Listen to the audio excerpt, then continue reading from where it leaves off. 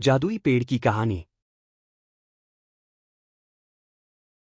बहुत समय पहले की बात है। एक छोटे से गांव में नीला नाम का एक होशियार और जिज्ञासु लड़का रहता था। उसे पेड़ों, पक्षियों और नदियों से बहुत प्यार था।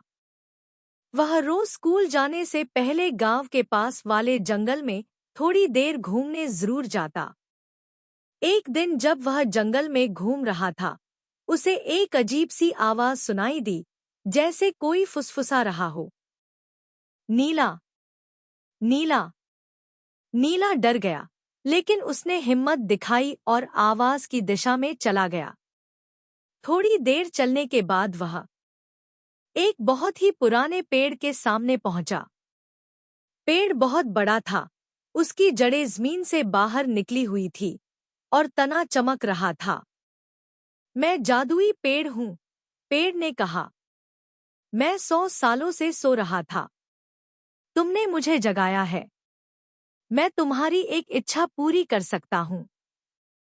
सोच लो क्या मांगना है। नीला बहुत हैरान हुआ, पर उसने जल्दी से जवाब दिया, मैं चाहता हूँ कि मेरे गांव के सब लोग हमेशा खुश रहें, कोई भूखा ना सोए। पेड़ मुस्कराया और बोला, तुमने अपने लिए कुछ नहीं मांगा, इसलिए तुम्हें एक और इच्छा का वरदान मिलता है। नीला सोचने लगा, फिर बोला, मुझे ऐसा ज्ञान दो जिससे मैं सबकी मदद कर सकूं।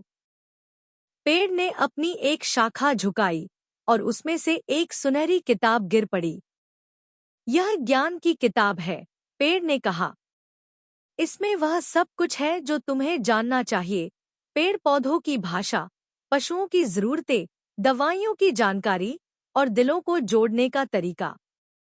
नीला किताब लेकर खुशी खुशी गांव लौट आया।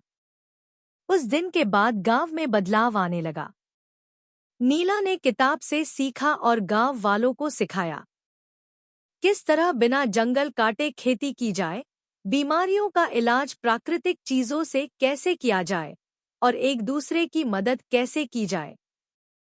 गांव समृद्ध हो गया। वहां ना कोई भूखा था, ना दुखी।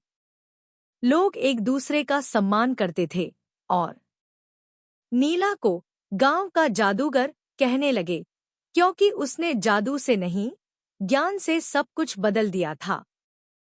शिक्षा। सच्चा जादू किसी छड़ी में नहीं, अच्छे दिल और ज्ञान में होता है। अगर हम सब मिलकर सोचें और एक दूसरे की मदद करें, तो दुनिया सच में जादुई बन सकती है।